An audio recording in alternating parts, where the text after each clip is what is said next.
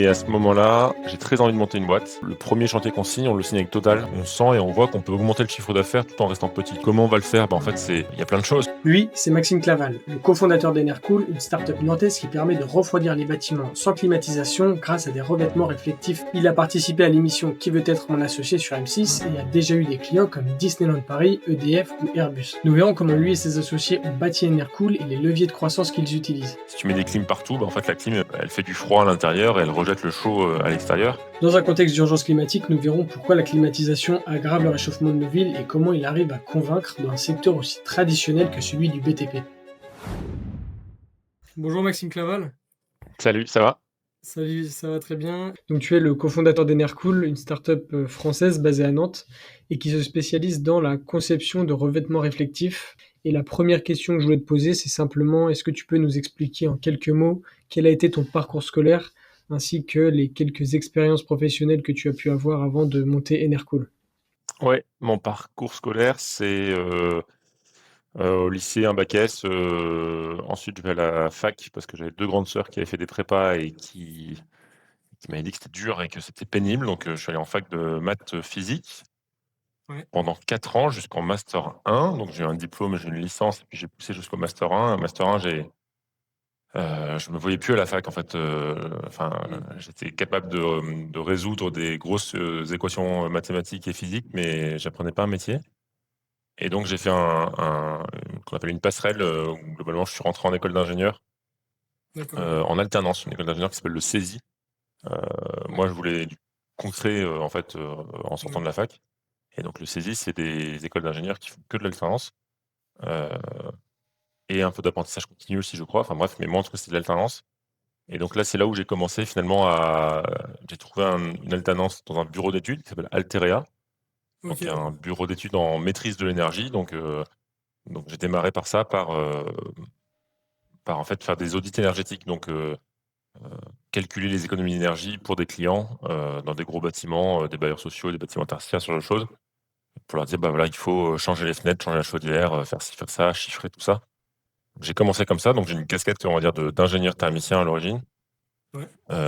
J'ai bossé 4 ans chez Alterea et ensuite j'ai découvert le monde des startups où j'ai bossé ensuite dans une boîte qui s'appelle Kivivo, où c'est un thermostat connecté, donc gérer son chauffage euh, à distance, on va dire, avec un smartphone et puis avec des algorithmes qui permettaient de savoir exactement comment on vivait dans son logement pour avoir la bonne température au bon moment et baisser la température pour faire des économies d'énergie derrière. Ouais. Et c'est là où j'ai basculé un peu dans le côté obscur de la force. Je suis passé sur le côté, on va dire, commerce, marketing. Ouais. Là-dessus. Voilà. Ok. D'ici à Enercool, vous avez fait d'autres expériences professionnelles. J'ai été voir un petit peu sur LinkedIn, j'ai notamment vu Green Price. Alors, Ouais, j'ai vu que vous étiez le fondateur. Est-ce que vous avez fondé ça tout seul ou avec des associés? J'ai vu qu'en fait, c'est le premier site d'achat groupé de solutions écologiques. bah exactement. En fait, en bossant chez Kivivo, je travaille 4 ans, puis au bout de 4 ans, j'en ai marre, donc je quitte la boîte. Mm. Et à ce moment-là, j'ai très envie de monter une boîte. C'est un moment, j'ai l'impression que c'est un espèce de pic un peu les années 2015-2016. Là, il y a The Family qui est très présent sur YouTube et ainsi de suite. Donc moi, je suis un peu biberonné à ça.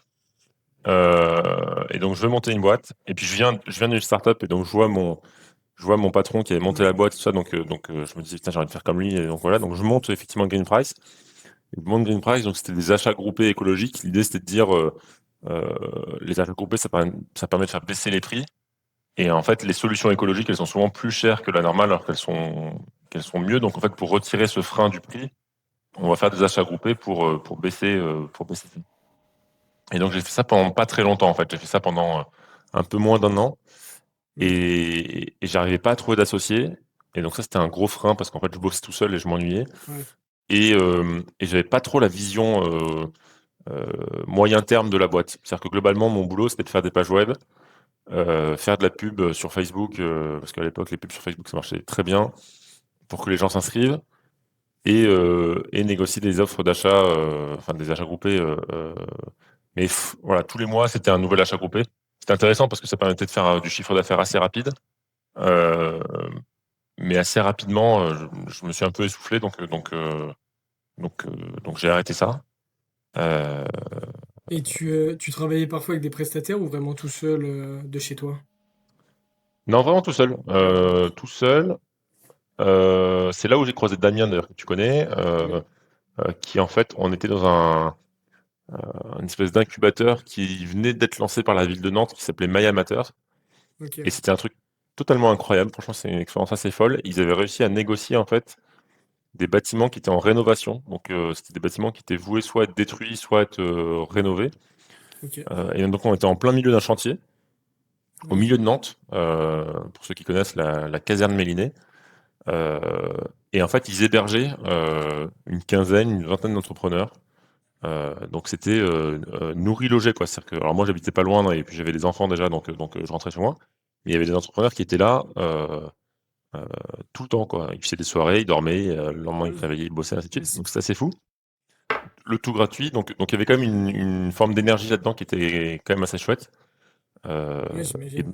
et dans une ambiance assez incroyable parce que tu étais au milieu des franchement enfin t'avais des gravats partout. Enfin c'était assez lunaire. Mais c'était assez cool. Et donc c'est C'est là une où espèce on, d'open space en fait, où vous étiez plusieurs entrepreneurs. ouais, c'était même pas enfin si, Non, c'était pas des espèces vraiment. de petits bureaux, mais c'était vraiment du bricolage, quoi. C'était vraiment, un truc, Ouais. très bricolé, un peu de déco, histoire de qu'on soit pas trop mal, tu vois? Ok. Un dortoir, au fond du couloir. Mm. C'était assez beau. Et donc ça, ouais, 1 an, il y a du chiffre d'affaires, mais tu vois, je sens pas le truc. Et en fait, il y a un fournisseur d'électricité qui s'appelle Enercop, heu, qui ouvre à Nantes. Et moi, j'aime bien le monde de l'électricité, j'aime bien le monde de l'énergie, quoi, globalement. Et j'aimais beaucoup Enercop. Tu vois, je vois Enercop qui s'ouvre, je dis ah, tu vois, c'est un fournisseur d'électricité verte, très militant, très avancé sur les sujets écologiques. Et donc, je postule pour y bosser. Je suis pris et donc tu vois, ça fait le switch assez facile où je me dis bon, bah, ok, j'arrête Green Price et puis je vais bosser chez Enercop. Et puis en fait, chez Enercop, j'y bosse 1 an et demi. Puis là, je commence à avoir l'idée en fait d'Enercool, qui à l'époque s'appelait Aircool, on a dû changer de nom.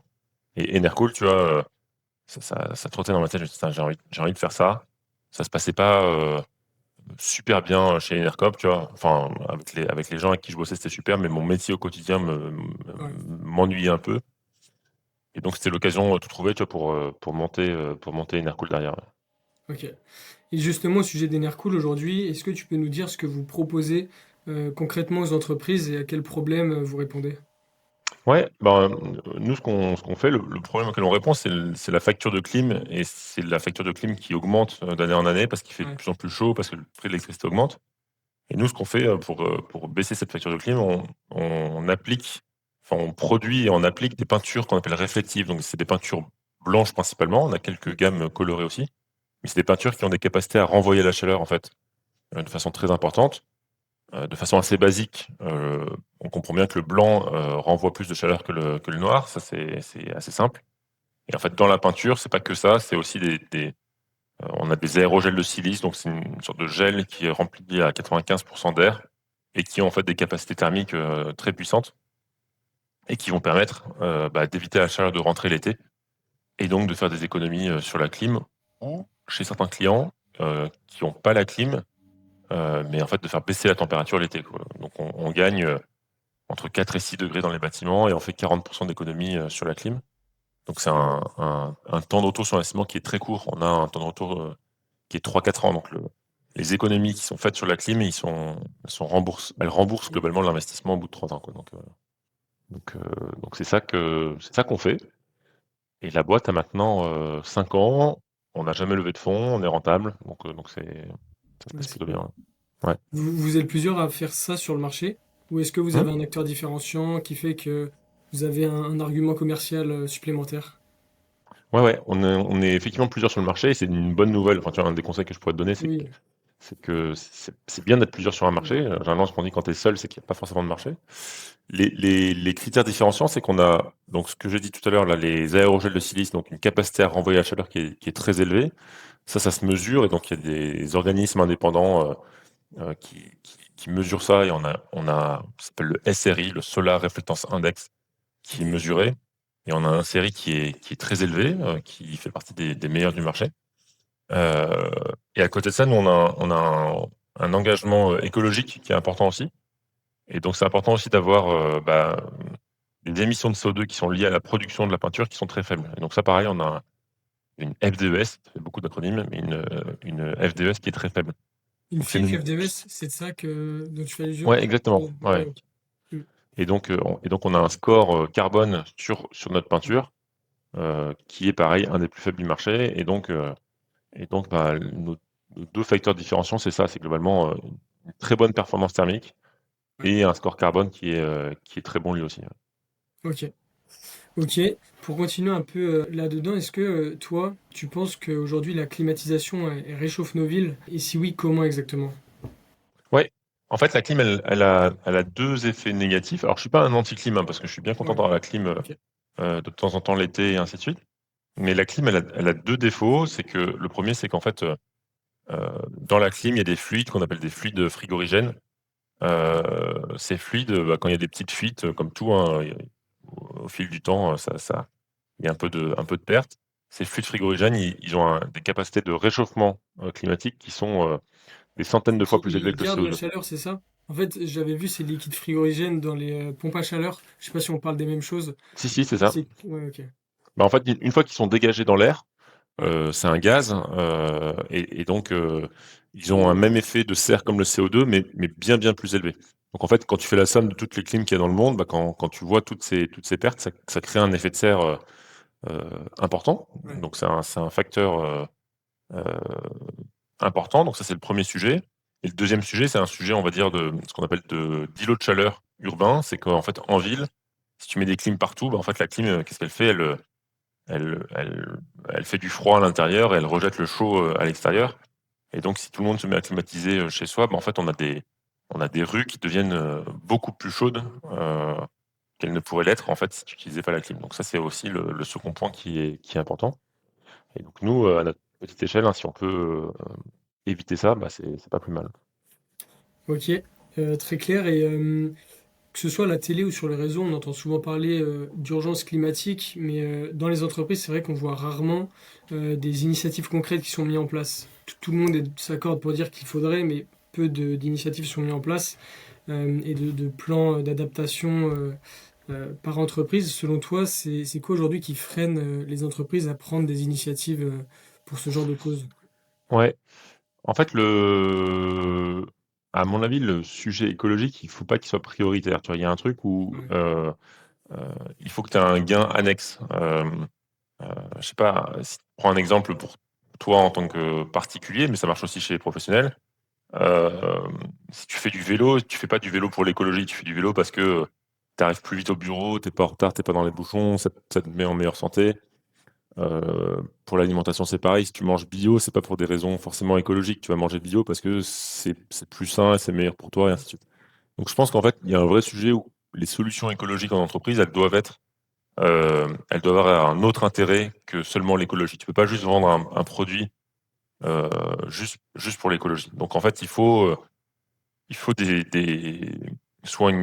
éléments économiques, soit des éléments où j'en sais rien en termes de maintenance, tu réduis la maintenance d'équipements, ce genre de choses. Donc ça, c'est des choses qui arrivent quand même, hein, qui sont en train de se développer, qui sont quand même assez intéressantes. Ça commence à se faire. On aimerait que ce soit plus, évidemment, mais en tout cas, ça commence à prendre le pas. Et il y a un autre sujet, alors tu l'as un peu évoqué, c'est ce qu'on appelle l'adaptation au changement climatique. Bon, ça, c'est pas forcément une baisse des émissions de CO2, mais c'est vraiment de se dire, OK, on fait face à des risques qui sont de plus en plus élevés, de canicules, de tempêtes, euh, d'inondations, enfin plein de choses. Euh, le risque qu'il y ait des pertes très importantes dans une usine, par exemple, hein, on l'a vu, je sais plus, l'année dernière en Espagne, à Valence, euh, il y a peut-être des entreprises qui se sont adaptées, qui ont dépensé un peu d'argent pour éviter les risques et qui ont au final gagné beaucoup parce que Ah ouais. nous, on a des clients, hein, qui nous disent si on perd tout le stock qu'on a dans un entrepôt, ben, on perd des millions d'euros versus les quelques dizaines de milliers d'euros à investir pour de la peinture. Mm. Ça vaut peut-être le coup finalement de réduire ce risque-là. Donc c'est cet équilibre-là finalement à trouver euh, pour qu'il y ait des solutions pardon, qui se vendent le mieux possible. Ouais. Ouais, non, mais je te rejoins. Puis c'est vrai qu'une entreprise qui, admettons, galère un petit peu, qui fait pas forcément trop de chiffre d'affaires, je pense que c'est pas les sujets écologiques qu'elle va tout de suite aller Mmh. chercher. Donc s'il n'y a pas d'intérêt en plus pour elle d'aller prendre des initiatives de ce côté-là, c'est sûr que elle passera pas vraiment à l'action. Du coup, ce que je voulais aussi te demander, c'est comment est-ce que tu vois le futur du bâtiment d'ici à 10 ans, disons, que ce soit dans la conception, est-ce que tu les vois tous avec des toits blancs ou alors est-ce que tu vois plutôt des toits, des façades végétalisées, que ce soit des toits végétalisés ou des façades ou d'autres solutions plus hybrides? Est-ce que tu penses qu'en fait on va changer certaines méthodes constructives? Je pense, j'espère en tout cas. Il y a plusieurs choses. Alors, le secteur du bâtiment, c'est un secteur qui est très long, juste pour la simple et bonne raison que construire un bâtiment, rénover un bâtiment, ça prend du temps. Donc, les choses Ouais. prennent du temps à se mettre en place. Il y a plein de sujets. Alors, c'est sûr, je vais vendre ma solution, mais c'est sûr que des toits blancs, enfin, en tout cas, toutes les études le montrent. Il y a beaucoup de choses qui le montrent que c'est le sujet le plus intéressant. Il y a une grosse étude à Londres qui a été faite pour comparer justement toit blanc versus toit végétalisé, ainsi de suite, et on montre que, Ah enfin, oui. l'étude montre que les toits blancs sont plus intéressants que les toits végétalisés. Il y a tout le sujet du béton. Forcément, le béton, ça émet beaucoup de CO2 à la fabrication, donc des autres solutions sont sûrement intéressantes. Je suis Ça pas un émet spécialiste même, sur je le crois, sujet. hein, dans sa Pardon? durée de vie, je crois que ça émet du CO2 même, hein, le béton. Il me Ouais, ouais, semble. sûrement aussi. Ouais. Et donc, il y a tout ça qui fait que ça doit changer. Après, ce qui est difficile, et nous on le voit, hein, même au quotidien, soit avec les clients, soit avec les partenaires qui appliquent nos peintures, c'est aussi le poids des habitudes, tu vois? Les Ouais. entreprises, Ouais, complètement. elles sont habituées à construire comme elles le font depuis 30, 40, 50 ans. C'est dur à un moment donné de dire: «Bon, maintenant vous allez plus faire la même chose, vous allez le faire autrement». Ça demande de la formation, ça demande beaucoup de choses pour que tout ça change.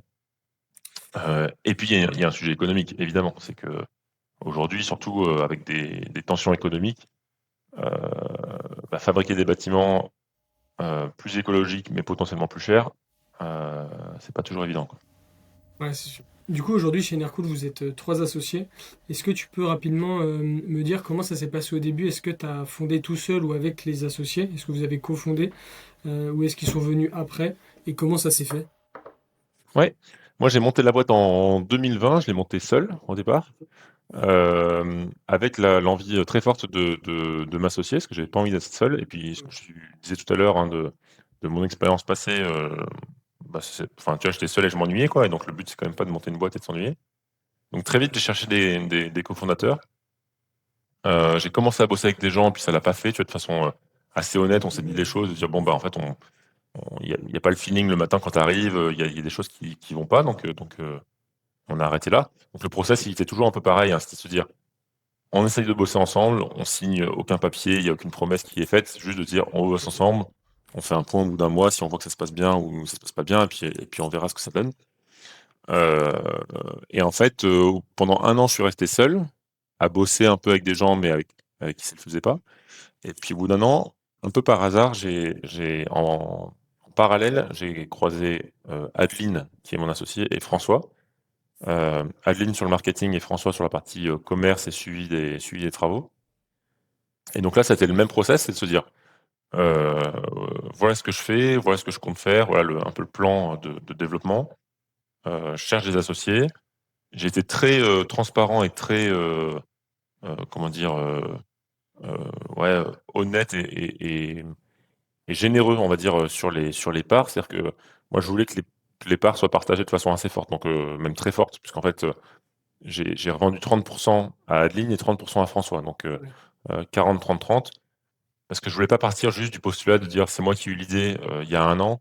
La réalité, c'est qu'il y avait très peu de commerce, qui était réalisé, pendant que j'étais seul, et donc il y avait encore tout à construire, et surtout, je voulais aussi que, 5 ans plus tard, on soit toujours, motivé, et tu vois, qu'il y ait un équilibre finalement dans les parts qui soit là. Ouais. Pas qu'il y ait quelqu'un qui ait 5 et qui se dise: «Bah merde, putain, ça fait 5 ans Ouais, qu'on c'est bosse ça. ensemble, Tu voulais j'ai maîtriser 5 il y a». l'intérêt. Ouais, Ouais. c'est ça. Donc en fait, on a fait ça, et puis surtout, ils se sont engagés à bosser, enfin, ils se sont engagés, il y avait pas d'engagement écrit, mais en tout cas, on a bossé ensemble pendant plusieurs mois, de façon, bénévole, sans salaire, sans rien, donc ça méritait quand même, des parts, et donc voilà comment on a fait. On a commencé à bosser ensemble, et puis au fil des mois, on s'est dit: «Bon, Là, pour le coup, ça se passe bien, on s'entend bien, on a la même vision des choses et donc là, pour le coup, on signe un pacte de l'associé, enfin, on rédige un pacte de l'associé, je sais de départ et puis on structure ça de façon un peu plus sérieuse. Ok. Et justement, au départ, pour trouver vos premiers clients, est-ce que c'est facile, compliqué?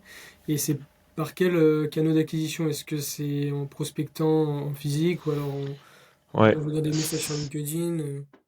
c'est très dur. Enfin, en tout cas, pour nous, ça a été très dur. Il y avait un sujet un peu, je sais pas si c'est lié au bâtiment, mais la bonne nouvelle, c'était que j'avais beaucoup de touches. Donc, j'avais beaucoup de personnes qui étaient intéressées. Alors, je publiais déjà pas mal sur LinkedIn. Donc, sur LinkedIn, ça permet d'avoir quand même un flux qui est intéressant. Je publiais, je racontais un peu la vie de la boîte, tu vois, du début, de dire, bon, voilà en ce moment ce que je fais, là où je galère, là où ça marche bien, et ainsi de suite. Donc, ça crée un peu d'engagement aussi. Donc, il y avait des gens qui suivaient, qui partageaient un peu les choses. Donc, c'était cool. Et donc, j'ai des devis à faire, et ainsi de suite. Mais le premier problème, c'est de parler de ses références passées. Tu vois, quand j'avais des gros clients B2B potentiels Ouais, ouais. et qui me disaient, c'est quoi vos références? Vous avez déjà peint quelle toiture? Moi, j'avais pas envie de mentir. Donc, je dis, bah, en fait, j'ai rien peint. Vous seriez le premier client. Et donc, forcément, ça refroidit. Tu vois. Donc, en fait, avoir ce cycle, finalement, c'est le plus dur. Et comment ça s'est fait? En fait, ce qui s'est passé, c'est que j'ai eu un peu de presse. J'ai eu un article dans Ouest France, je crois, et puis dans Presse Océan. Et, et ça a généré des premières commandes B2C. Donc, c'est des particuliers qui ont commencé à commander, qui sont peut-être un peu moins regardants, tu vois, sur les références passées, et ainsi de suite. Donc, ils se sont dit, bah, vas-y, je passe commande. Euh, et grâce, en fait, à ces premiers chantiers avec des particuliers, ça a permis de convaincre aussi des chantiers B2B, finalement. Dire, ah, bon, en fait, OK, tu fais du B2C et tu te mets à faire du B2B, bon, il y a un peu plus de Ouais. confiance. Donc c'est ça. Et puis, en fait, le fait de s'associer aussi, ça a été un sujet aussi parce que bah, tu vois, le premier chantier qu'on signe, on le signe avec Total. On fait des stations-service avec Total, donc Mhm. un gros acteur. Et, euh, et François, qui venait de nous rejoindre, il nous dit, ah, mais en fait, Total, ils ont des process très précis. Et donc, si on place un peintre pour faire le chantier qui a une certification MAS, euh, on risque de gagner des points par rapport aux concurrents potentiels. Et c'était le cas puisqu'on a gagné, on a gagné l'appel d'offres et donc on a pu faire des premiers chantiers comme ça. Et après, ça se déroule beaucoup plus facilement. C'est-à-dire qu'une fois que tu as des premières références, tu peux en parler, tu peux montrer des résultats et ainsi de suite. Et donc là, ça déroule. Et la chance qu'on a eue aussi, c'est que on fait Total en 2021 et en 2022, il y a bah, la guerre en Ukraine, donc le prix de l'électricité qui augmente très fortement et il y a une grosse canicule. Et donc les deux ensemble, bah, nous, notre solution, elle était encore plus valable, tu vois, pour les clients. Et donc là, on a eu des signatures assez faciles, quoi, cette année-là. Et donc, bah, derrière, bah, après, tu tires la pelote. Alors, c'est jamais simple, hein, évidemment, mais tu as un peu un truc de, bon, ok, maintenant qu'on a des clients, on peut faire des interviews clients, les envoyer aux prospects qui sont intéressés, de dire, ok, t'as vu, il y a le mec de chez Total qui est super content, qu'on bosse bien, que la peinture, elle est super efficace, blablabla. Et donc, euh, et donc tu cumules un peu tout ça, quoi. Et aujourd'hui, vous faites toujours du B2C ou c'est principalement des entreprises, vos clients? En chiffre d'affaires, c'est 95% du B2B et Ah enfin un ouais. tout petit peu de B2C. On garde comme le B2C parce que on a un site marchand, tu en as sur enercool.fr, tu peux commander la peinture. Ok. Nous, ça nous pas beaucoup de boulot, c'est-à-dire que les gens commandent. On a un entrepôt avec du stock, ça envoie directement les pots de peinture chez les clients. Et donc, ça fait un petit chiffre d'affaires, tu vois, qui permet bah, finalement d'avoir un peu de chiffre d'affaires en plus, sans gros efforts. Donc ça, c'est le premier point. Et le deuxième point, c'est qu'en fait, le fait de faire du B2C, ça parle à la presse. Les journalistes Ok. préfèrent beaucoup plus le B2C au B2B. Mm. Euh, et donc, ça déclenche des rendez-vous parce qu'ils se disent, ah tiens, c'est marrant, il y a des clients particuliers qui achètent votre peinture. Pourquoi? Qu'est-ce qui se passe? Ainsi de suite. Donc ça permet aussi ça. Ouais. Puis après, il y a des entreprises, j'imagine, qui regardent justement ce que mettent les médias et ça vous rapporte encore plus de clients, in fine. Exactement. Ouais, ouais, ouais. Ah Ouais. oui. Et ce que je voulais vous demander aussi, c'était si vous aviez un seul conseil à donner au Maxime qui commence Enercool pour gagner du temps, pour croître, lequel ce serait? Est-ce que tu en as en tête en particulier? C'est une bonne question. Alors le fait que globalement la boîte se développe bien et que ça se passe bien, j'aurais envie de dire, je referais tout pareil, pour pas prendre le risque parce que globalement ça se passe bien. J'ai eu des fois des demandes, tu vois, au tout début, des clients qui me disaient, «Si tu veux, on fait un premier chantier gratuit, comme ça te fait une première référence et on y va». Moi, ça m'embêtait parce qu'en fait, je me disais: «Bah, c'est peut-être gratuit pour toi, mais moi, la peinture, je dois la produire et elle me coûte de l'argent donc ça m'aurait fait un trou de trésor, assez important».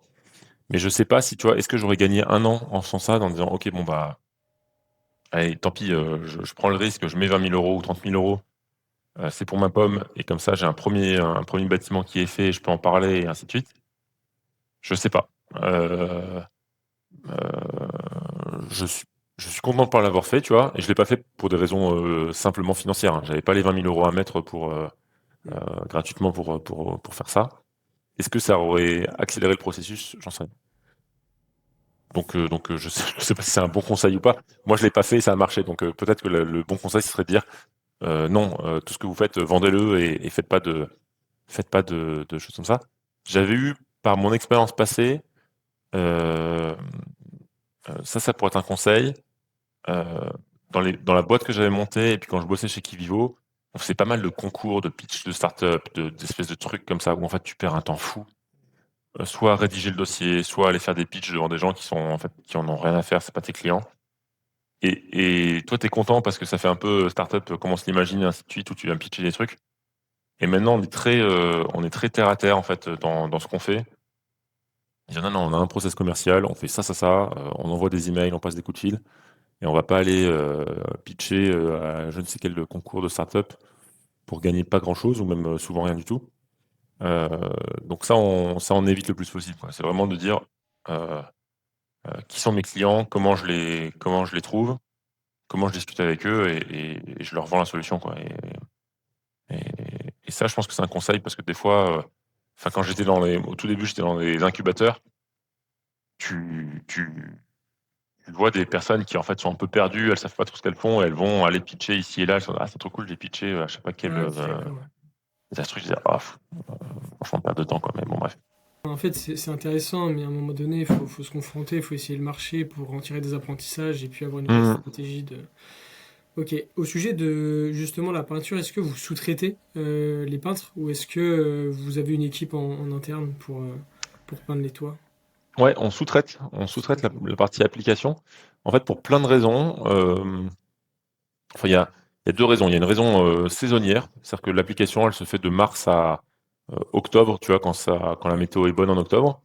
Donc si on avait des peintres en interne, ça veut dire que de fin octobre jusqu'à mars, on n'aurait pas forcément de boulot pour les peintres. Donc ça, c'est un premier point. On aime bien avoir des peintres qui sont présents localement, tu vois? Nous, on est basé à Nantes. Quand on a un chantier à Marseille, bah, c'est des peintres qui vont être à Marseille ou pas loin, qui vont faire le chantier. Ça permet d'avoir de la réactivité, ça permet aussi de rassurer le client, de se dire: «Bah, en fait, c'est des peintres qui sont pas loin, si jamais ils doivent repasser, dans 1 an, dans 2 ans, bah, ils seront là, il y aura pas de souci». Et le troisième sujet, c'est un sujet heu, d'équilibre, en fait, avec les peintres avec qui on travaille. Il y a une espèce de promesse qui est faite entre nous, de se dire: «Bon, bah, nous, on vous apporte du business», c'est-à-dire que quand on nous demande un devis, bah, on va faire appel à vous pour la partie, mise en œuvre. Et puis si jamais vous, en tant que peintre, vous avez de la demande, heu, auprès de clients, bah, vous allez nous acheter de la peinture. Donc c'est du gagnant-gagnant. Et tu vois, aujourd'hui, on a une dizaine de peintres avec qui on travaille très bien. Hem et on a la bonne nouvelle, d'avoir des peintres qui nous appellent pour dire: «Bah, tiens, là, j'ai signé avec lui et nous, on n'a rien fait». Donc ça c'est assez agréable. Mm. Si on avait tout internalisé, bah, les peintres, ils bosseraient pas avec nous parce qu'en fait, ils se diraient: «À quoi ça sert que je leur achète de la peinture? Eux, ils me ramènent jamais de business». Donc on a cet équilibre qui est assez intéressant et en plus qui se enfin, je sais pas comment dire, qui se bonifie avec le temps, quoi. C'est plus on avance et plus, ces petits types de peintres avec qui on travaille un peu partout là, se motivent, se lancent un peu comme nous, tu vois? On a des références et ainsi de suite, donc ça fait grossir le gâteau, en fait, donc ça, c'est intéressant. Ouais, tant mieux. Je voulais juste du coup évoquer rapidement l'aventure qui veut être mon associé. Donc, Ouais, comment est-ce que s'est passé le premier contact? Est-ce que vous avez candidaté? Est-ce qu'on vous a contacté? Et comment a été la préparation avant l'épisode? Parce que j'imagine que en tant que spectateur, il y a beaucoup de choses qu'on voit pas. Mais ouais. voilà, il y a dû y avoir, j'imagine, de la préparation. Comment est-ce que ça s'est déroulé? Ouais, bah effectivement, on est passé à Qui associé il y a 2 ans maintenant, presque 2 ans, 1 an et demi. En fait, c'est une journaliste d'M6 qui nous a contactés. En fait, M6, ils ont une petite équipe de journalistes en fait qui va aller chercher des entreprises pour leur dire tiens, ça nous intéresse, ça fait partie de des sujets qu'on aimerait aborder, et donc on aimerait vous proposer de participer. Donc ça nous permet pas de passer devant les autres, mais c'est juste, c'est eux qui nous ont dit, bah, tiens, si vous voulez déposer un dossier, euh, votre boîte nous plaît, donc n'hésitez pas à le faire. Donc nous on se dit, oh, ok, ouais, intéressant, pourquoi pas. Donc on a passé, voilà, il y a un rapport à rédiger, des petites vidéos à faire, ainsi de suite. On a fait tout ça. Et on a eu la bonne nouvelle d'être pris. Donc ça, c'était le premier sujet. Et après, la phase vraiment de tournage, tu vois, c'est une phase qui est à la fois très stressante parce que tu es dans un univers que tu connais pas, tu sais que c'est un gros truc, hein, qui va être associé, c'est vu par, je crois que c'est 2 millions de téléspectateurs, c'est beaucoup d'entrepreneurs, beaucoup de gens qui sont dans le monde de l'entrepreneuriat, donc tu sais que ça compte. Mm. Donc, très stressant. Effectivement, c'est de la télé, donc dans le sens où en fait, il faut se rendre compte que bah, tout ce que tu fais, c'est filmé, et donc potentiellement, on va te demander de le refaire. Tu vois, donc, j'en sais rien, tu passes une porte pour rentrer dans le grand hangar qu'on voit assez souvent. Je sais pas, on a dû le tourner 5 fois, tu vois, le passage de cette porte, parce que, Ah, c'est vrai? bah oui, parce que c'est de la Ouais, télé. En c'est fait, marrant. tu rentres, je sais pas, au début, on rentre avec Adeline et François, on devait être très écartés. Le caméraman, il dit, ah non, resserrez-vous, les gars. Il y en a deux qui sont coupés à l'image, ça marche pas, donc Mm. refaites-le. Donc en fait, tu vois, t'as un truc un peu comme ça, donc forcément, mais c'est normal, tu vois, c'est logique aussi, Ouais, ouais, c'est, normal. y a aucune critique là-dessus. Mais donc en fait, tu rentres dans un process où tu arrives le matin à 8 heures, puis en fait, tu as plein de tournages à faire un peu t'es stressé, tu répètes ton pitch, tu te balades dans les bâtiments et ainsi de suite. Donc il y a toute cette phase-là, et puis après, il y a la phase où tu rencontres les 4 ou 5 investisseurs, je sais plus combien ils étaient, 5 peut-être.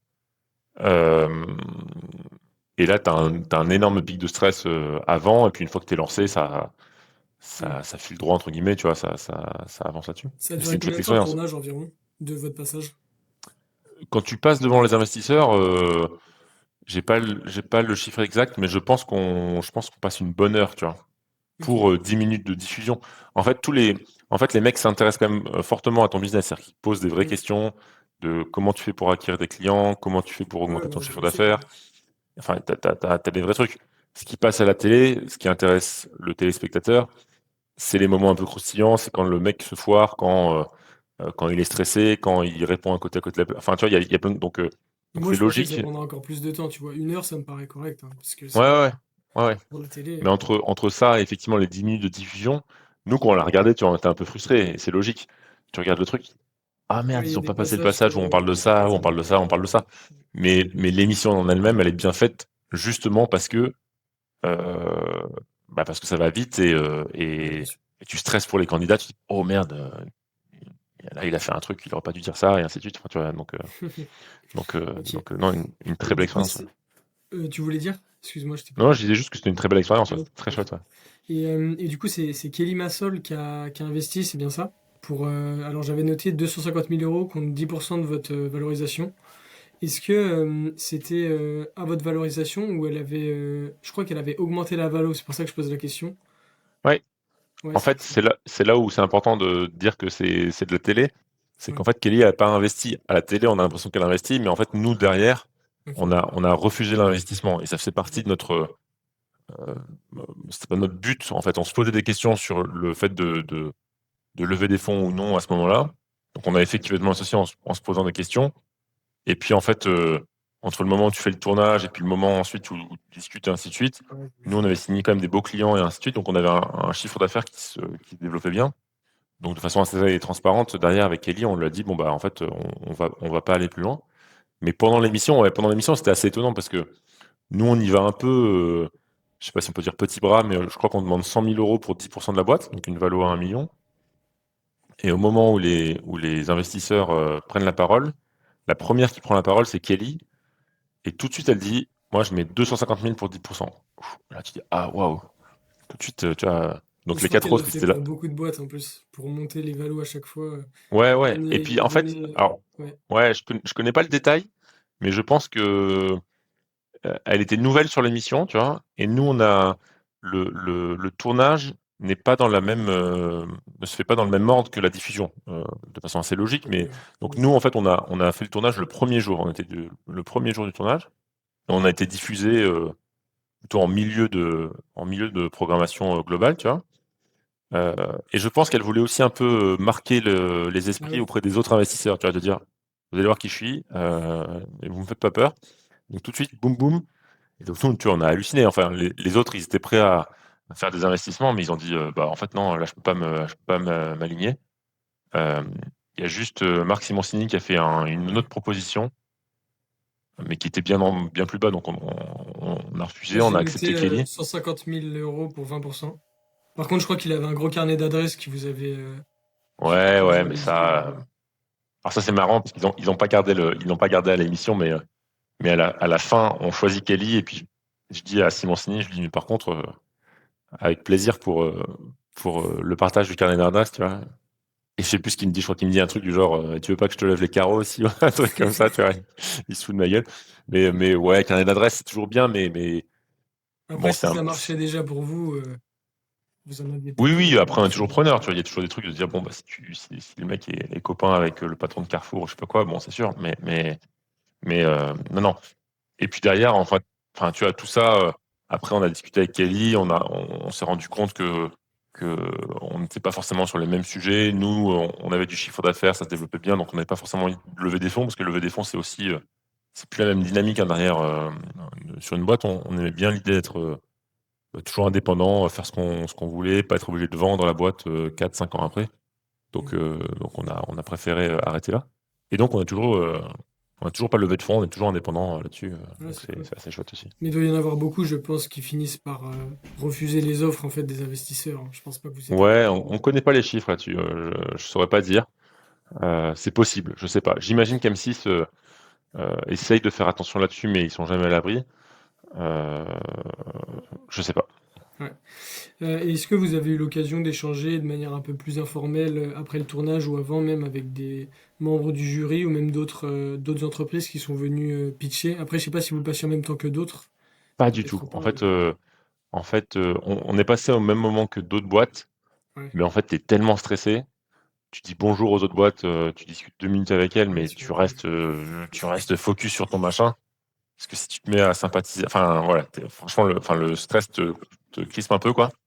Donc non, non, on a croisé des gens, on a papoté un peu, on a discuté, mais non. Et le jury, pareil, bah, le jury, il est dans un cycle où il voit les boîtes, il voit les boîtes, il voit les boîtes. On les croise même pas, tu vois. C'est vraiment au moment d'arriver sur scène qu'on les voit. Et une fois qu'on part, bah, eux, ils sont déjà sur la phase d'après. Donc non, non, on n'a pas eu l'occasion de les voir. Ok. Et donc pour finir, est-ce que vous avez des objectifs de croissance avec Enercool définis sur les prochaines années? Et si oui, est-ce que vous comptez mettre des choses en place pour y arriver ou est-ce que vous mettez déjà des choses en place? Est-ce que tu peux nous partager ça? Ouais, ouais. Bah, en fait, alors oui, il y a toujours une volonté de croissance, hein, Bien globalement. sûr. Enfin, on fait des choses qui ont du sens, qui fonctionnent bien, dont les clients sont heureux, donc il n'y a pas de raison qu'on ne veuille pas aller plus loin. On veut toujours rester une petite boîte, dans le sens, une petite équipe en termes de personnes, tu vois. Donc ça, c'est un vrai sujet chez nous, c'est-à-dire, on n'a pas envie d'être 20, 30, 40, 50, vraiment rester petit, et on sent et on voit qu'on peut augmenter le chiffre d'affaires tout en restant petit, tu vois. Donc ce qui est le cas idéal, donc on va essayer de faire ça. Comment on va le faire? Bah, en fait, il y a plein de choses, mais globalement, c'est à la fois les clients avec qui on a déjà travaillé. C'est souvent des clients qui ont beaucoup de bâtiments, Mm. parce qu'on bosse beaucoup avec des industriels. Donc en fait, bah, je sais pas, on travaille avec EDF, par exemple. Bon, on a fait certains bâtiments d'EDF. EDF, ils ont des centaines de bâtiments. Bah, on va tout faire pour en faire le plus possible. Donc déjà, c'est travailler ces clients-là, être toujours présent avec eux, répondre à leurs questions et ainsi de suite. Et puis trouver des nouveaux clients. Donc ça, c'est du travail commercial assez classique, hein, de savoir à qui tu parles, comment tu les trouves, comment tu les identifies, comment tu rentres en contact avec eux, et ainsi de suite. Voilà, améliorer la peinture aussi, c'est des choses importantes. Il y a 1 an, on a changé la formule de la peinture pour intégrer des coquilles d'œufs dans la peinture. Euh, on a, tu vois, dans la roadmap aussi un peu des nouveautés pour encore améliorer Déjà, petite l'efficacité question, de la peinture.